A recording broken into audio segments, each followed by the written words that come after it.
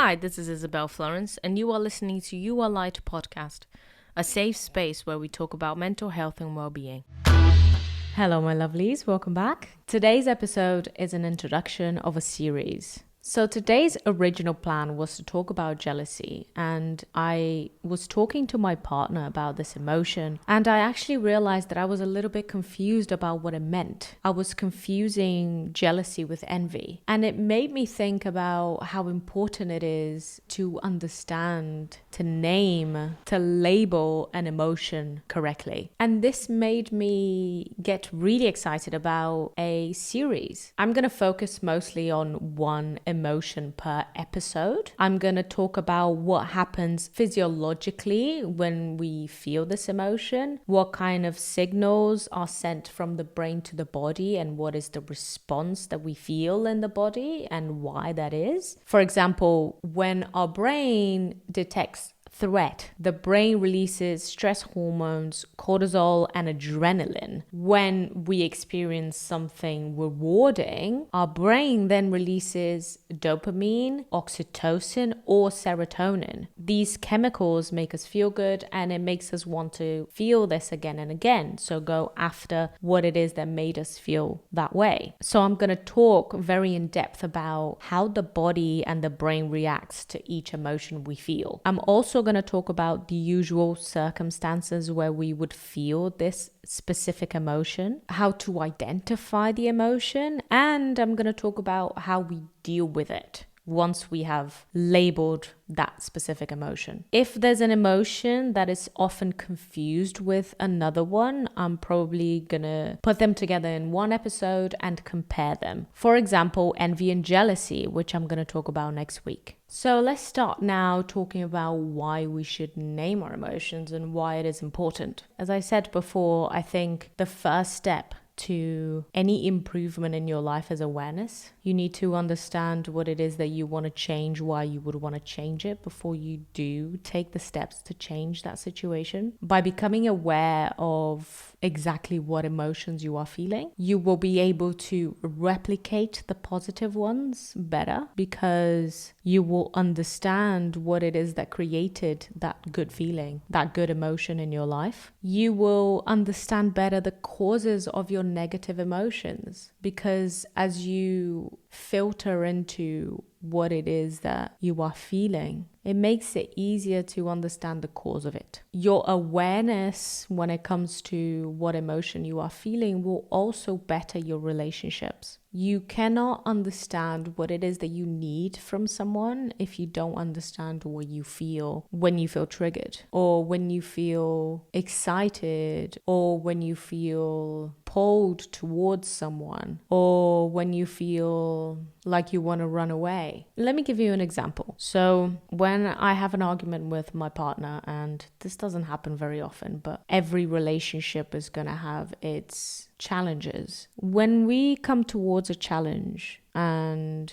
we are discussing it, usually in the very beginning, I feel very intense emotions, and it's very difficult to rationalize what it is that I am actually feeling and why I'm feeling like that. If I walk away from it for a few minutes and I take a few deep breaths, and I try to bring some mindfulness to what it is that I'm feeling, if I'm able to label what I'm feeling, I'm therefore able to understand where that emotion is coming from, and I am able to share that with him from a peaceful mindset. I am able to tell him what it is that I need from him. I am able to tell him what potentially triggered me when he said this and that. So it allows you to step away from arguments, see it from a more mindful perspective, and become better equipped to share what you need from your loved ones and the things that they might say that trigger you. When you are able to open up to someone and explain exactly why something that they said made you feel very angry, there is a much better possibility that they will feel compassion for your position, because they will understand that the feeling that you have is coming from a true pain. But we cannot do this. We cannot share the things that trigger us and the things that help us if we are not able to understand what it is that we're actually feeling. Are you feeling hostile, or are you feeling hateful? Are you feeling confused, rejected, or helpless? Maybe what they said made you feel anxious, or it made you feel insecure. Once you are able to label things very precisely, it is easier to understand where it comes from and to share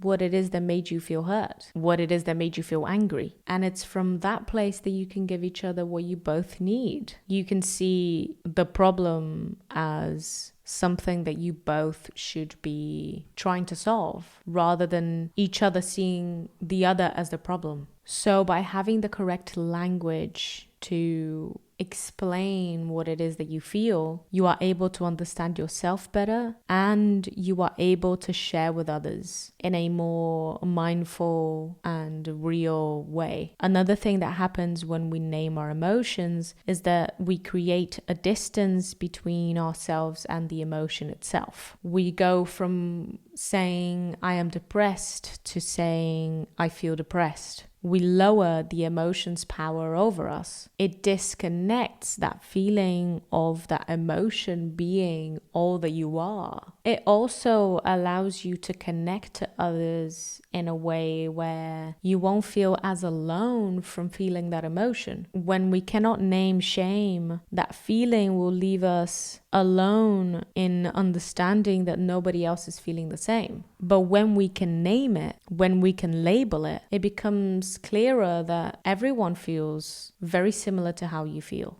You don't have to feel helpless anymore, because you can understand that there is a lot of other people that feel the same in the world, and you can understand that there's a way to deal with this emotion, to create a peaceful outcome without feeling helpless about how to act upon it. We also stop reacting in a explosive way, because there is mindfulness there. And if you are someone like me who goes to therapy, it is an incredible tool to be able to name your emotions to your therapist, because they will be better equipped to help you with any situation that you might be going through. So what happens in the brain when we feel an emotion? There is two parts to the brain in a way, something that is called the upstairs brain and the downstairs brain. The upstairs is the rational part of your brain, and the downstairs is an emotional, more primitive part. When we define our emotions, it's almost like we are connecting both parts, because when we are overwhelmed with the feeling, it's always the downstairs brain that is dealing with it. And once you understand what it is that you're feeling, your rational side of the brain is able to, in a way, regulate and organize the primitive, more emotional side of your brain. So the brain is wired to look for threats or rewards. The brain alerts us through release of chemical messages, and our emotions are the effect of these chemical messages traveling from our brain to our body. And this is why it is so physical sometimes. We can really feel in the body emotions that we can't even understand rationally. It's because the feeling region of the brain kicks in before the thinking part of the brain is able to rationalize what you're feeling. The feeling brain is so strong that it dominates everything else. So I'm super excited to start talking about emotions and unpacking them with you and trying to understand how to correctly name and label each one. If you have any emotions that you would like me to cover, just message me on Instagram. And this week, I want you to try and become a little bit more aware of the emotions that you are feeling. Whenever you feel your body reacting to something, take a minute,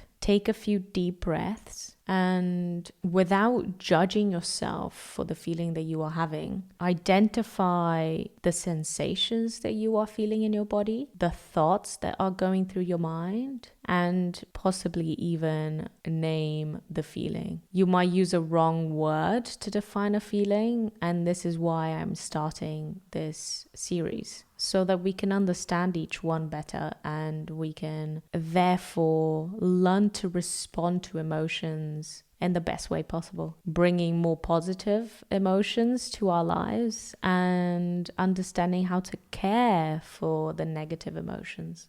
All right. I love you very much. And I'll see you next week when we talk about envy versus jealousy. Bye-bye. Thank you so much for listening. All the links are written down on the show notes, as well as resources for anyone struggling with their mental health. Don't forget to subscribe so you're notified when we release new episodes. Also, feel free to share our podcast with your friends and family. And if you'd like to get involved, explore our content, or support our work, visit our website www.yourlight.earth. That's yourlight.earth. Also, don't forget to follow us on Instagram at you.r.light. Have a wonderful week, and I'll see you next time.